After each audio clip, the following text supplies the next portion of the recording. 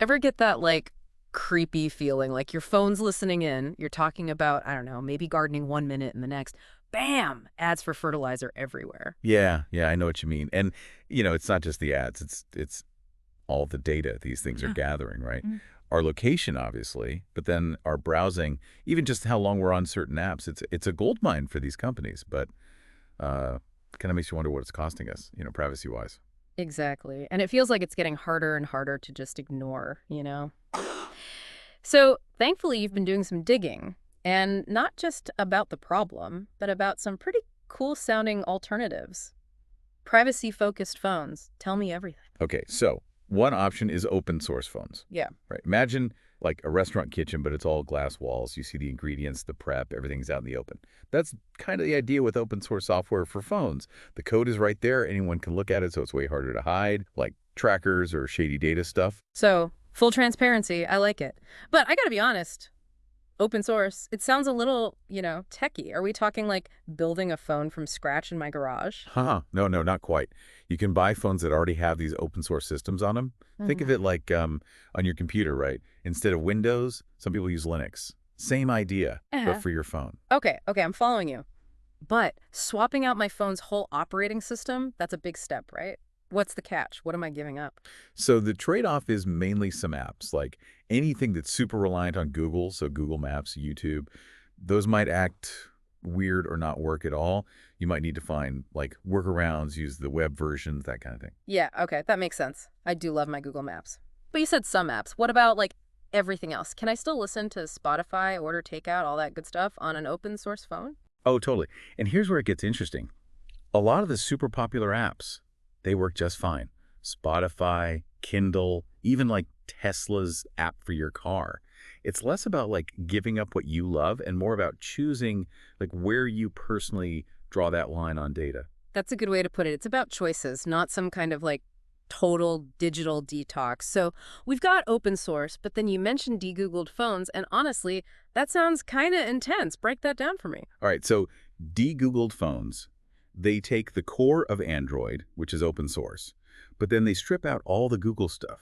No Google Play Store, no Google Maps app, no Gmail app, none of it. Hmm. It's like taking Android back to basics, but rebuilding it with privacy as the top priority. Wow, so you're starting with a clean slate, basically, and then adding back only what you want. It sounds kind of freeing, but also, like, wouldn't that be a huge pain? What about all the apps most people rely on? So here's the thing. Even without all the Google stuff, you can still run something like 90% of regular apps.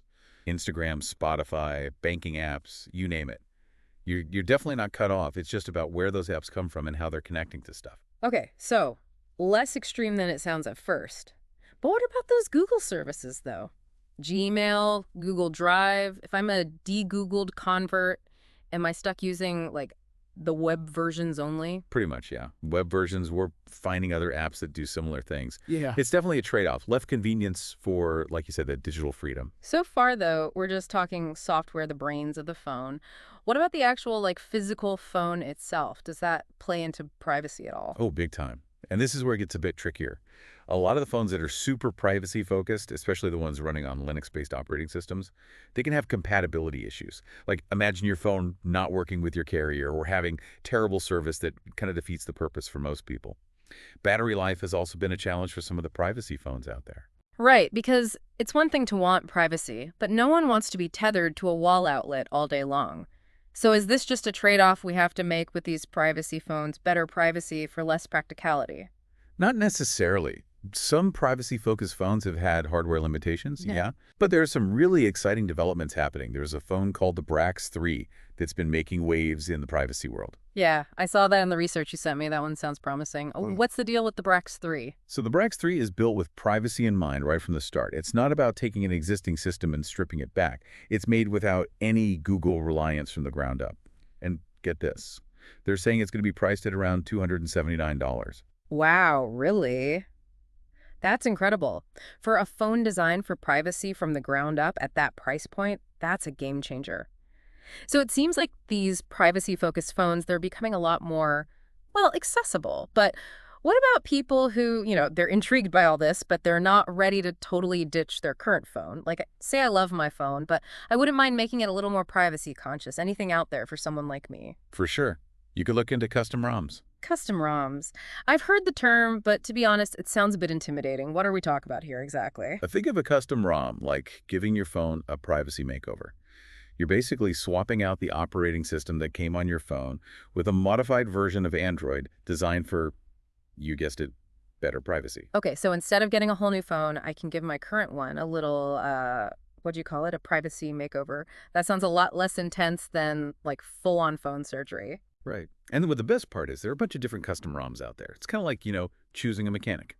You want someone who knows their stuff, but you also want someone who gets what you're going for with your car. Lineage OS and IUDS are two that a lot of people use and trust, and they both give you way more control over your privacy settings. Like they've got features that just straight up block some data collection and tell you exactly what apps are doing in the background. Okay, that makes a lot of sense. But even if it's more like a tune-up than surgery, I gotta be honest, still sounds a little out of my comfort zone, tech-wise. Are we talking about spending hours trying to understand code, voiding my warranty? Because, full disclosure, I'm more of a click-the-button kind of person when it comes to this stuff. Yeah, I totally get that. And honestly, it's gotten way more user-friendly. Like there are tons of resources online, forums, all that, where you can find step-by-step guides, even pre-configured options.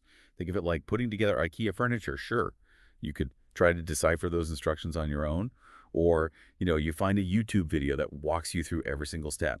Way easier. That's a relief. Big fan of those helpful YouTube videos over here. So we've covered open source phones, de-Googled phones, and now custom ROMs. It's kind of amazing to realize how many options are out there. It's like this whole world of privacy-focused phones, and most people have no idea. Exactly. And the more people learn about it, the more demand there's going to be for this kind of stuff. Yeah. We're already seeing companies set up and take notice. They're starting to make phones that are actually built with privacy in mind, right from the get-go. That's really cool to hear. Like maybe we, the users, actually do have some power here, you know? We're not just stuck with whatever tech companies decide to hand down to us. But I gotta imagine for someone listening who's like, okay, this all sounds great, but where do I even start? It still feels like we're talking about something only tech people know about. You're right. It can feel pretty overwhelming at first. I think the biggest step is just knowing these alternatives exist in the first place.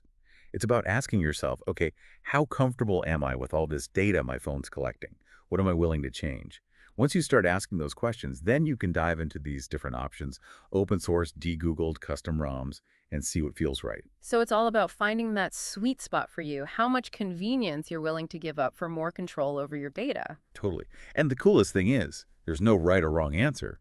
The best option is whatever lets you feel like you're actually in control of your digital life, And honestly, if you're up for a little research, for maybe stepping outside your comfort zone a little, there's some really innovative, really cool stuff out there. This whole conversation has been a total eye-opener. I'm looking at my phone right now, and I'm seeing it in a whole new light. Like it's not just this sleek little gadget.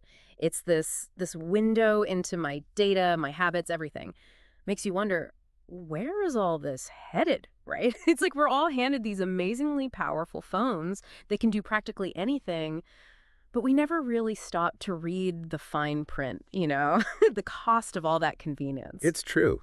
For a long time, it felt like that was just the deal, right? Yeah. We get all this incredible tech, and in exchange, well, companies get to track basically everything we do. But you're right, something's changing. People are starting to push back. You can feel it, can't you? Like Yeah. this growing awareness. It's not just about social media anymore. It's about the devices themselves. Like our digital lives are just as important as our physical lives when it comes to privacy. But where does it go from here? Are these privacy-focused phones, are they going to stay kind of niche, just for tech people? Or could we actually be seeing a real shift happening? That is the question, isn't it? And the really exciting thing is, there are a few things lining up that could actually lead to a lot more people switching over. The technology itself is getting better, way more user-friendly, way more affordable. Remember we talked about the Brax 3, a privacy-focused phone under $300?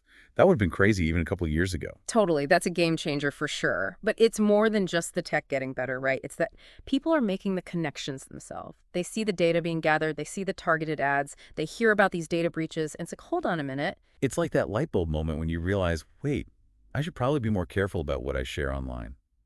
Except now it's not just about what you're posting, it's about the device itself. Exactly. It's about taking control, real control. And the more people who demand that, the more companies are going to have to listen. We're already seeing some of the big phone companies, even they're starting to add privacy features just because people are asking for them. Oh, yeah. It's definitely a slow process. Yeah. But the great thing about all this is you don't have to wait for the big companies to catch up. You can make changes right now. Open source, de-Googled, even just tweaking the settings on your current phone.